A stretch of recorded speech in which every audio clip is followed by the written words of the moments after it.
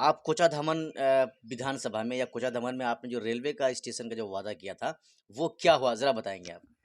जो आपके ठाकुरगंज विधानसभा के जो पूर्व में विधायक प्रत्याशी रहे थे, किसी मंच में उनको क्यों नहीं देखा जा रहा है? जैसे 3 लाख 5-7 हज़ार वोट आपको 2000 जो है 19 में अख्तर उल इमान साहब को यहाँ पर लोकसभा चुनाव में मिला था।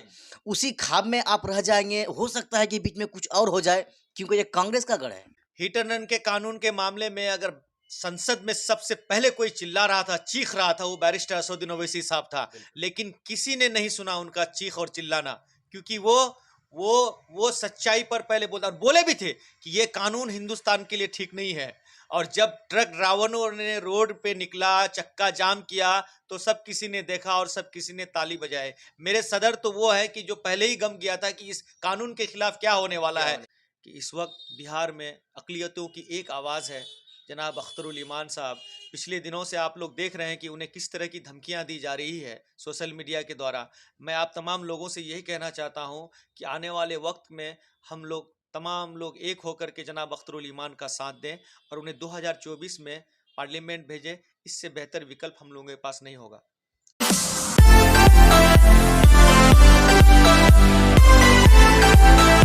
मैं मोहम्मद असरारुल हक उर्फ सद्दाम हुसैन और हमारे साथ एक खास मेहमान हैं एआईएमआईएम पार्टी के जिला सचिव राहिल अख्तर साहब। इनसे हम कई मुद्दों पर सवाल करेंगे और इनका जवाब हम इनसे जानने की कोशिश करेंगे। और खास करके जो सबसे मेरा पहला सवाल होगा वो लोकसभा चुनाव को लेकर के होगा, क्योंकि 2024 लोकसभा का समय जो है बिल्कुल करीब आता जा रहा है। अनकरीब ही नोटिफिकेशन जारी होने वाला है। राहिल जी, सबसे पहले तो आपका बहुत बहुत स्वागत है हमारे चैनल में। शुक्रिया आपका भी सद्दाम भाई, आप आए हैं यहाँ पे कुछ बातों के लिए। राहिल भाई, 2024 तो बिल्कुल करीब है और ऐसे में हर पार्टी की तरफ से जो चुनाव की जो रणनीतियां है ना, उनको तेज कर दिया गया है। हम आपकी भी पार्टी की तरफ से जानने की कोशिश करेंगे, क्या कोई ऐसी रणनीति है जो आपकी पार्टी की तरफ से भी अपनाया जा रहा है चुनाव को लेकर के?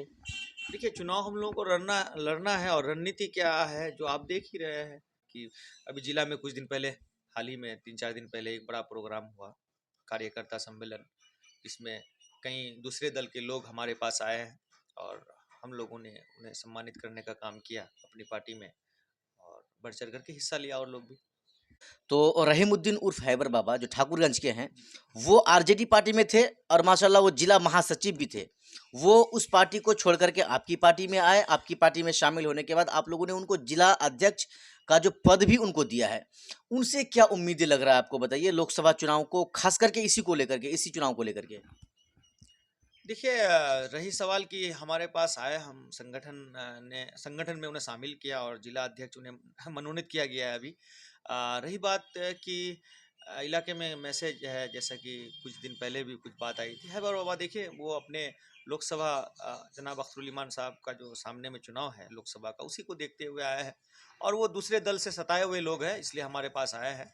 ऐसा कोई लॉ लालच नहीं है उन्हें टिकट का। नहीं नहीं, ऐसा कुछ नहीं है, कहीं अभी कोई बात ही नहीं है, विधानसभा की कोई बात ही नहीं है। यहाँ तो पहले सामने लोकसभा चुनाव है ना।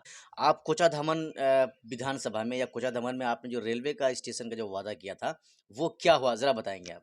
कहाँ रेलवे स्टेशन का वादा था? वो रेलवे स्टेशन आज भी मैप में है, नक्शा में है। यकीनन उस साइड से रूट की बात है, जलालगढ़ रूट की। वो नक्शा सोशल मीडिया में भी चला।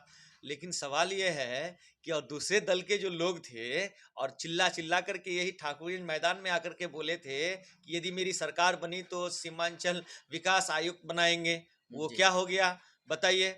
अब तो सवाल यह है कि माननीय विधायक जी सऊद साहब, माननीय विधायक जी अंजार नईमी, माननीय विधायक जी हाजी इजहार हस्बी साहब, इन लोगों को तो बोलना चाहिए ना कि भाई आपने इस तरीके का वादा सीमांचल में जाकर के किए थे। अब क्या हो गया? अब तो सरकार भी बना है उनका। राहिल भाई, हम आपको रोकना चाहेंगे, क्योंकि वो तो नक्शे वाली बात आ गई कि भाई नक्शे में तो अभी भी स्टेशन है। लेकिन ओवैसी अस्पताल, ओवैसी ये है कॉलेज है, इनके लिए तो कोई नक्शा नहीं चाहिए ना? इनके बारे में भी या इनको लेकर भी तो ओवैसी साहब वादा किए थे। अब सवाल ये है कि देखिए, कोई भी चीज को ना आप थोड़ा सा समय देते हैं। अभी कितने साल हुए हैं जीते हुए हमारे विधायक जी को, और देख रहे हैं जो काम उन्होंने अमोर अमोर में कर रहा है इस वक्त, जो काम किया, जो बजट का पुल अभी देखे कुछ महीने पहले जो है वो टेंडर के लिए जा रहा है, तो देखिए बताइए ये सब काम कौन कर रहा है? अख्तर उल इमान साहब कर रहे हैं इस वक्त। पूरे सीमांचल के लिए अगर बेचैनी है किसी को विकास कार्य के लिए, वो जनाब अख्तर उल इमान साहब है।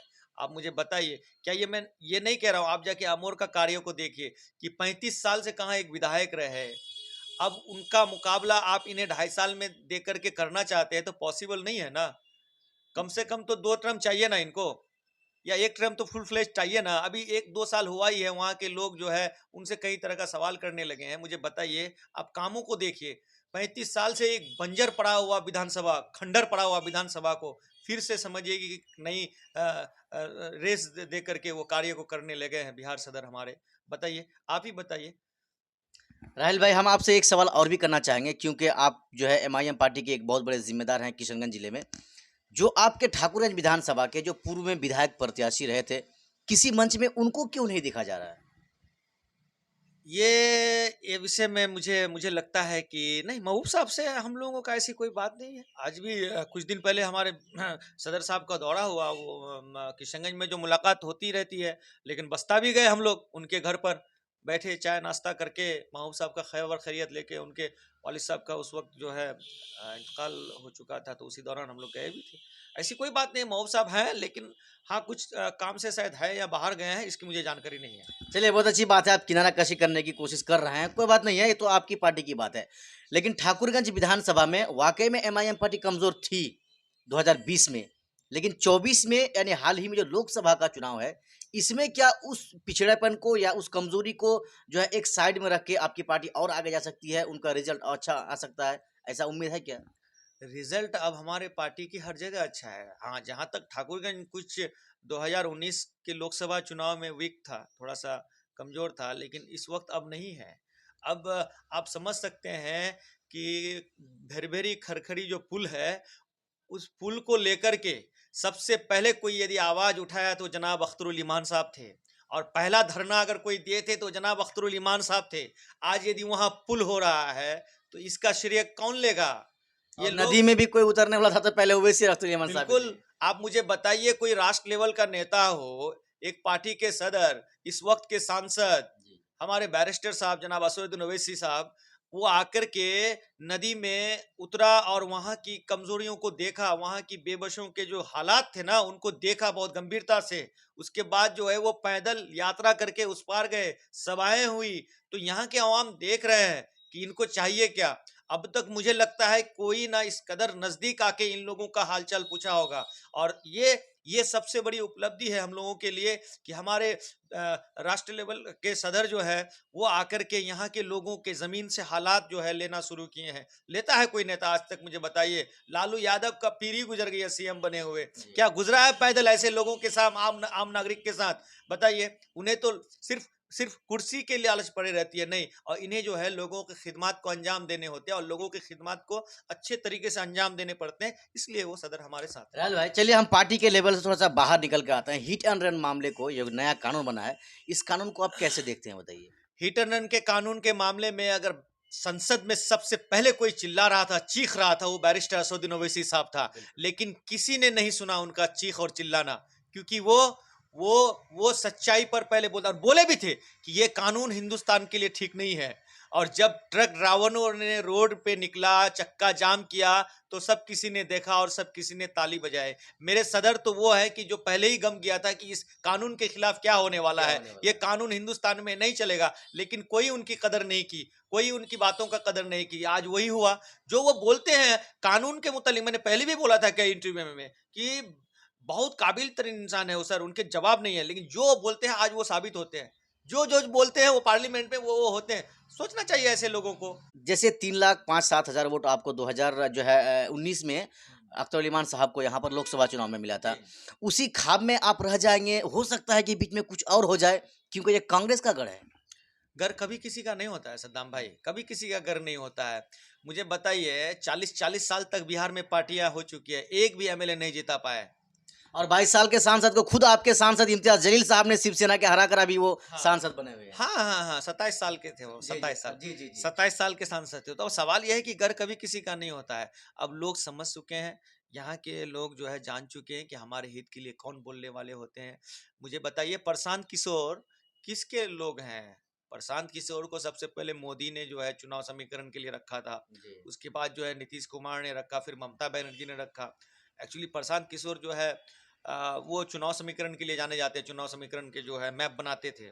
आज प्रशांत किशोर बिहार के गली गली में निकले हैं, क्यों निकले हैं? और ये भी बोलते हैं कि मुसलमानों में कोई लीडरशिप नहीं है इस वक्त, और मुसलमानों की एक लीडरशिप जो दिखाई दे रहे हैं वो जनाब अख्तरुल ईमान साहब है। तो ये सच्चाई है, ये सच्चाई को भी एक्सेप्ट नहीं करते हैं यहाँ के लोग। अब बताइए। राहुल भाई, ये मेरा सवाल नहीं है, ये लोगों का सवाल है। वो सवाल ये है कि भाई चारों विधायक चले गए, अपने साथ सभी समर्थकों को लेकर चले गए, कुछ सहानुभूति वोट्स हैं जो ओवैसी को चाहते हैं, बस वही बचा खुचा है जो उनको मिलने देखिए, वाला है। आने वाले वक्त में बताएंगे, हम तो इसका आंकड़ा नहीं देंगे, कुछ ज्यादा कम।